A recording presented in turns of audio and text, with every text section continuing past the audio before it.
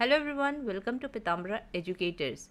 In this video, we are going to discuss mini project on ATM for class 12th IT students.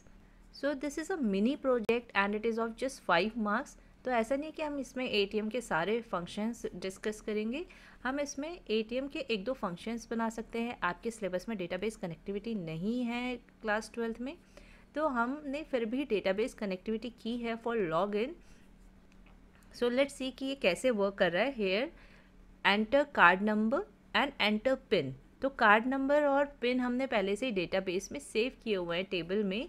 So like there is a customer who is having card number 1001 and pin is 1234. यहाँ पे आप password field भी select कर सकते हैं. इसके लिए I have just selected a text field. इसके लिए पासवर्ड फील्ड भी सेलेक्ट कर सकते थे. Click on submit. तो उस केस में क्या होता है, आपका पासवर्ड दिखता नहीं है. तो यहाँ पे दो ऑप्शन है. One is exit. सो अगर एग्जिट पे क्लिक करेंगे तो ये आपका क्लोज हो जाएगा. And if you want to do cash withdrawal, so you will click on cash withdrawal.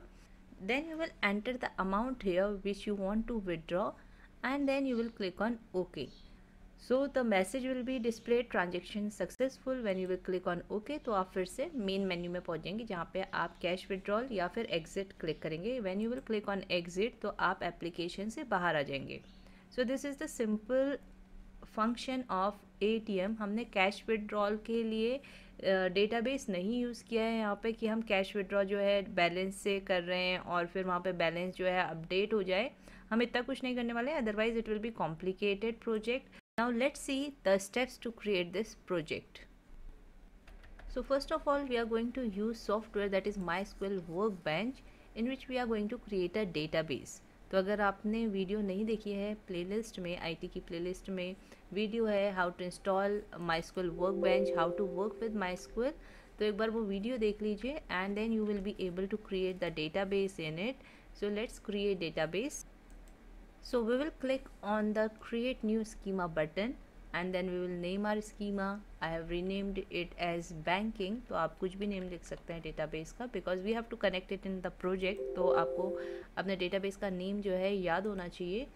Then we will click on apply, finish. ये सब ऐसे आपको करने हैं next करके. Then your database is created. Now we will create a new table. Now expanding your database and right clicking on the table option, create table option select करके you will create a new table. Now I have renamed the table as ATM and we will put the columns with their data types like card number, password. तो password आपका where care होगा. Card number can be int, balance can be double. तो आप balance double ले लेना, जिससे कि int भी ले सकते हैं, बट यूजुअली जो आपका बैलेंस होता है दैट इज़ in double. तो we will select the double and then we will click on apply and we will click on finish. So आपकी table जो है that will be created. After creating table, the next step is to enter the records in the table. तो like card number, password, name of the customer and his balance you can enter in the table. After this click on apply and जो भी आपने record यहाँ पे enter किए हैं that will be inserted. तो क्या होता है, क्वेरी खुद से, ये अभी हम जो है इंटरफेस के साथ वर्क कर रहे हैं और इसके लिए क्वेरी खुद से क्रिएट हो जा रही है. So now our table is completed. So we have created the backend application using SQL. Now next step is to open NetBeans. In NetBeans we will create a new project. So we will click on new project button, then we will click on next. Or project name I am putting here ATM and then you will click on finish. तो आपका project यहाँ पे create हो जाएगा. Now we will create a new JFrame form here, क्योंकि हम यहाँ पे GUI based application बना रहे हैं. तो we will click on new JFrame form. So first of all we are creating login page. So first of all we will insert labels. Label 1 is for writing enter the correct card number. Then label 2 for password and label 3 we can use for writing the heading at the top of this JFrame form that welcome to the ATM. Now we will insert text fields. So two text field we are inserting. However, for password or pin you can take password control, but हमने यहाँ पे अभी text field ही ले लिया है, आप चाहे तो पासवर्ड कंट्रोल ले सकते हैं। And then we will delete the text in it, otherwise क्या होता है उसमें टेक्स्ट ही लिख के आएगा। So we will delete the text using properties panel and then we will change the size accordingly, जो भी हमारी रिक्वायरमेंट है कि हमारा टेक्स्ट बॉक्स किस साइज़ का होना चाहिए text field, we will change it accordingly. अब यहाँ पे क्या होना चाहिए, एक सबमिट बटन भी होना चाहिए। So we will put a button on the form and will change the text of this button to either log in और सबमिट, जैसे भी आपको लगे वैसा आप नेम यहाँ पे लिख सकते हैं। And now finally we are creating the heading for this and then we will change its fonts properties. Now we can see its preview also कि how this form looks like.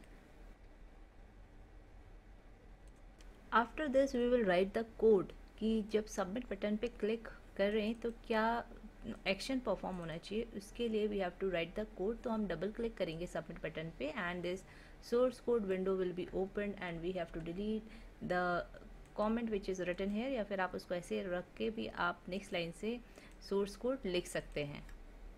So for this source code, first of all we need to get the input from these text field। तो हमें क्या करना होगा, इन text field को अपने source code में use करना होगा। So we are going to change the variable name for these text field, otherwise by default जो है j text field 1 j text field 2 आ जाएगा। तो हम इनका जो variable name है we will change, like card हमने first के लिए रखा है और second के लिए pin। तो हम जब यहाँ पे कोड लिखेंगे तो हमें क्या करना होगा, कार्ड डॉट गेट टेक्स्ट। आपने अभी तक अगर प्रोजेक्ट वाली जो भी वीडियोस थी उनमें देखा होगा, लाइक फर्स्ट वीडियो में अच्छे से एक्सप्लेन किया था कि हम कैसे गेट टेक्स्ट करते हैं। सो अब आपको समझ में आ जाएगा कि हमें कैसे वेरिएबल नेम चेंज करना है, कैसे गेट टेक्स्ट मेथड यूज़ करना है। Next step, to add jar folder to the libraries of your project. तो उसके लिए हमने राइट क्लिक करके add jar folder option select किया। Now we are going to C drive program files, और program files के अंदर हम MySQL फोल्डर ओपन करेंगे। देन कनेक्ट फोल्डर और कनेक्टर फोल्डर के अंदर हम ये फाइल सेलेक्ट करके we will click on open button. तो ये सारे स्टेप्स हम पहले वाली वीडियोस में डिस्कस कर चुके हैं, ये रिपीट हो रहे हैं। इसके बाद हम क्या कर रहे हैं, डेटाबेस कनेक्ट करेंगे, जैसे कि हम सारे डेटाबेस वाले प्रोजेक्ट्स में करते हैं। So for that we are creating new connection, क्योंकि हमें क्या करना है, बैंकिंग वाले डेटाबेस को इससे कनेक्ट करना है। So will click on next, we will type the password that is root for MySQL, जो भी आपका पासवर्ड होगा, और यहाँ पे आपका डेटाबेस का नेम। तो यहाँ पे हमारा डेटाबेस अभी हमने जो क्रिएट किया था that was banking. So after typing the password of your SQL workbench, आपको यहाँ पे नेक्स्ट करना है and database will be connected to this project.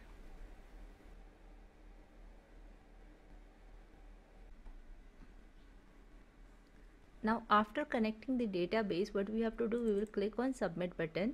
अब हमें यहाँ पे एक कोड लिखना होगा।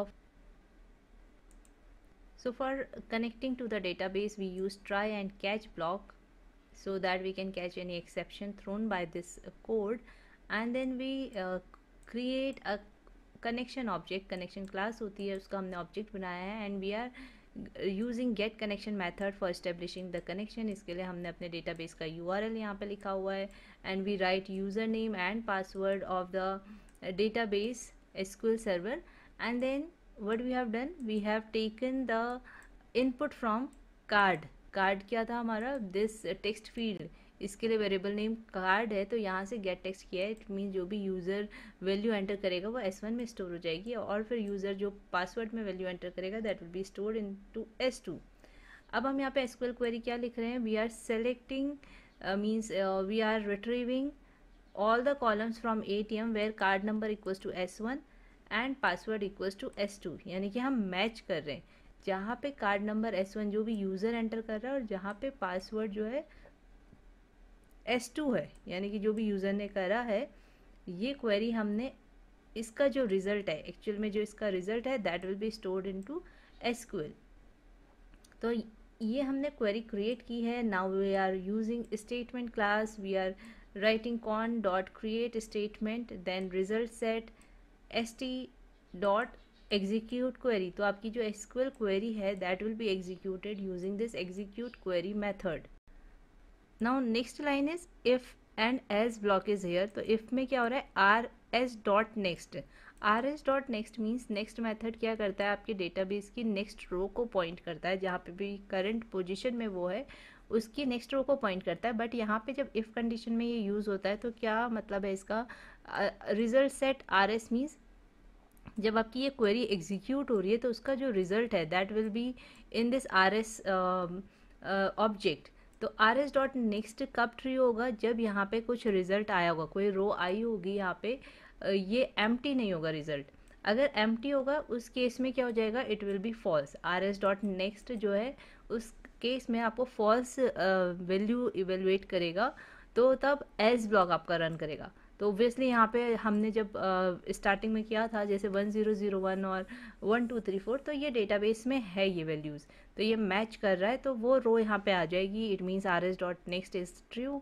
तो उस केस में क्या होगा, आपका मेन मेन्यू पेज खुल जाएगा। Main menu page we have created, I will show you. आप ऐसे क्रिएट कर सकते हैं। ये अगेन आप एक जे फ्रेम फॉर्म क्रिएट करेंगे और उसमें सेलेक्ट एनी ऑप्शन एक लेबल रखेंगे and then this is a button, cash withdrawal button, क्योंकि इस पर क्लिक करके हमें कुछ एक्शन परफॉर्म करना है। Next button is exit button ना, तो ये दोनों आप बटन इंसर्ट करेंगे और इनका टेक्स्ट चेंज करेंगे। फिर हम कोडिंग अभी देखते हैं, पहले हम लॉग इन पेज की कोडिंग देख रहे हैं। So what we have done here, अगर rs डॉट नेक्स्ट ट्रू है तो यहाँ इफ ब्लॉक में हमें क्या लिखना है, मेन मेन्यू जो ये क्लास है, मेन मेन्यू जो क्लास है जिसमें हमें ये सेलेक्ट करना है, इसका हम एक ऑब्जेक्ट क्रिएट करेंगे। कुछ भी आप ऑब्जेक्ट क्रिएट कर सकते हैं। ए बी ऑब्जेक्ट मैंने क्रिएट किया है, ए बी को आप set visible true. It means अगर ये कंडीशन ट्रू हो रही है तो आपका ये फॉर्म दिख जाना चाहिए। And this dot dispose means ये वाला जो फॉर्म है, जो लॉगिन वाला फॉर्म है, ये आपका हट जाएगा। तो अगर आपको चाहिए कि पहला फॉर्म, जैसे अभी हमने पहले जितने भी प्रोजेक्ट किए थे उनमें क्या हो रहा था कि नेक्स्ट फॉर्म आ रहा था बट पीछे से आपका पुराना वाला फॉर्म भी दिख रहा था। तो अगर आप चाहते हैं कि पुराना फॉर्म ना दिखे, so you have to use this method, that is dispose method. तो इससे क्या होगा, आपका जो करंट जो प्रीवियस फॉर्म था that will not be visible और आपका सिर्फ करंट फॉर्म विजिबल होगा। एंड इन केस ये कंडीशन ट्रू नहीं हो रही है, then message will be displayed that username and password is correct, please check. So let's run this login.java.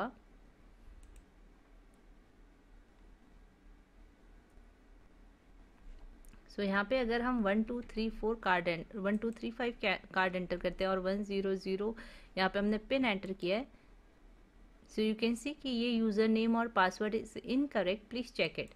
क्योंकि डेटाबेस में कोई भी रो ऐसी नहीं है, इसलिए हमें ये else वाला ब्लॉक रन हुआ है and we have seen this message that user name और password is incorrect. Now after clicking अगर ये करेक्ट हो जाता है तो आपका क्या होगा, this form will be open. अब आप क्या चाहते हो कि जब एग्जिट बटन हो, तो एग्जिट बटन में आपको क्या लिखना होगा, सिस्टम डॉट एग्जिट 0, तो आपकी एप्लीकेशन क्लोज हो जाएगी। और अगर आप चाहते हो कि एग्जिट की जगह यहाँ पे ऐसा बटन हो कि जिसमें आपकी मेन मेन्यू आ जाए, तो फिर आप सिंपली उस बटन में क्या करेंगे, लॉगिन मेन्यू या मेन मेन्यू वाला जो है कोड दोबारा से लिख देंगे। So after main menu this is the design. एक तो एग्जिट हो गया जिसमें आप simply system dot exit dot 0 लिख रहे हैं। आप कैश विड्रॉल में आप क्या करना चाहते हैं, कैश विड्रॉल में यू वांट कि विड्रॉल फॉर्म जो है वो ओपन हो जाए। So we have created a withdrawal form also. Simply एक यहाँ पे ये लेबल है and this is the text field. यहाँ पे ये ओके बटन है, तो ओके बटन पे आप क्लिक करें तो क्या हो, that code will be written here. So we were talking about main menu में आपको कैश विड्रॉल बटन क्लिक करना है और यहाँ पे आपको विड्रॉल मेन्यू का ऑब्जेक्ट क्रिएट करना है, जिससे कि जैसे आप विड्रॉल मेन्यू पे क्लिक करें तो क्या हो, विड्रॉल फॉर्म ओपन हो जाए। तो withdrawal form means withdrawal window ना, तो यहाँ पे तो हम जे फ्रेम को क्रिएट करते हैं इन सब के लिए। So withdrawal d new withdrawal, then इसको हम क्या कर देंगे, विजिबल कर देंगे, set visible, and then dispose, यानी कि फिर मेन मेन्यू आपकी हाइड हो जाएगी। अब यहाँ पे आपका जब विड्रॉल है तो आप क्या चाहते हो कि यूज़र यहाँ पे कुछ अमाउंट एंटर करे और आप उस टाइम पे क्या कर दो, बस मैसेज डिस्प्ले कर दो कि ट्रांजेक्शन इज सक्सेसफुल। नॉर्मली क्या होता है, जो प्रॉपर एटीएम मशीन्स होती हैं उनमें क्या कोडिंग होती है कि जो भी आप बैलेंस एंटर करते हैं ना, जो आपको मतलब अमाउंट विड्रॉ करना होता है, जो भी आप अमाउंट एंटर करते हैं तो वो पहले चेक होता है आपके बैंक बैलेंस वाला जो भी वैल्यू होगी उससे चेक होता है कि क्या वो उससे लेस है। अगर लेस होती है तब आपका अमाउंट विड्रॉ होता है, और उस केस में क्या हो जाता है, आपकी जो टेबल होती है बैंकिंग की उसमें आपका बैलेंस भी अपडेट हो जाएगा, यानी कि आपने जितनी वैल्यू निकाली है वो आपके बैलेंस से माइनस होके वहाँ पे न्यू बैलेंस अपडेट हो जाएगा। बट यहाँ पे उसके लिए आपको बहुत ज़्यादा क्वेरीज यूज़ करनी पड़ेंगी, तो इसलिए हम यहाँ पे डेटाबेस से इसे कनेक्ट नहीं कर रहे हैं इस कोड को। We are simply showing a message कि ट्रांजेक्शन इज सक्सेसफुल। सो यहाँ पे इस टेक्स्ट फील्ड का नेम है BAL, हमने इसका वेरिएबल नेम यहाँ पे चेंज किया था BAL। तो ये BAL से जो गेट टेक्स्ट आ रहा है यहाँ पे क्या होना चाहिए, इससे जो भी टेक्स्ट आ रहा है वो इंटीजर में कन्वर्ट हो जाए, तो इसलिए हमने ये इंटीजर डॉट पारसेंट किया, क्योंकि गेट टेक्स्ट से जो भी डेटा आता है that is in the form of string. तो स्ट्रिंग को आप इंटीजर में कन्वर्ट कर रहे हैं, फिर हम चेक कर रहे हैं कि क्या वो 100 से ग्रेटर है। तो अमाउंट अगर कोई 1 रुपी डालेगा तो वो विड्रॉ नहीं होना चाहिए, तब ट्रांजेक्शन नहीं होना चाहिए एटीएम से।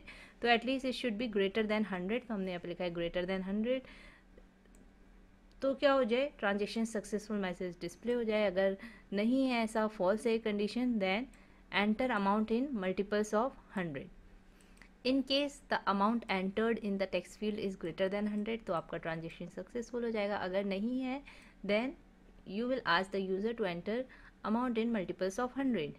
एंड इन केस ये चीज़ हो जा रही है, या मतलब कंडीशन ट्रू या फॉल्स, उसने अमाउंट एंटर कर दिया, तो आप क्या चाहते हो कि फिर से कुछ पेज आए या वहीं पर ही रहे, बट आई वांट कि मेन मेन्यू ओपन हो जाए। जैसे उसका ट्रांजेक्शन सक्सेसफुल होता है उसके बाद क्या आ जाए, उसके पास फिर से मेन मेन्यू आ जाए और वो वहाँ से एग्जिट हो, क्योंकि हमारे पास मेन मेन्यू में एग्जिट का बटन है और विड्रॉल में हमने एग्जिट बटन नहीं रखा है। So in this way we will create this project, we will write the code for these classes, and this project is for class 12th IT student जिनका syllabus में बहुत सिंपल चीज़ें हैं, इसलिए हमने ज़्यादा कॉम्प्लिकेटेड प्रोजेक्ट नहीं बनाया है। एंड आई होप कि ये प्रोजेक्ट आपको समझ में आया होगा and you will find it helpful for your project work. और अगर आपको हेल्पफुल लगा है देन प्लीज़ लाइक करिएगा, कमेंट करके बताइएगा, and thank you for watching this video.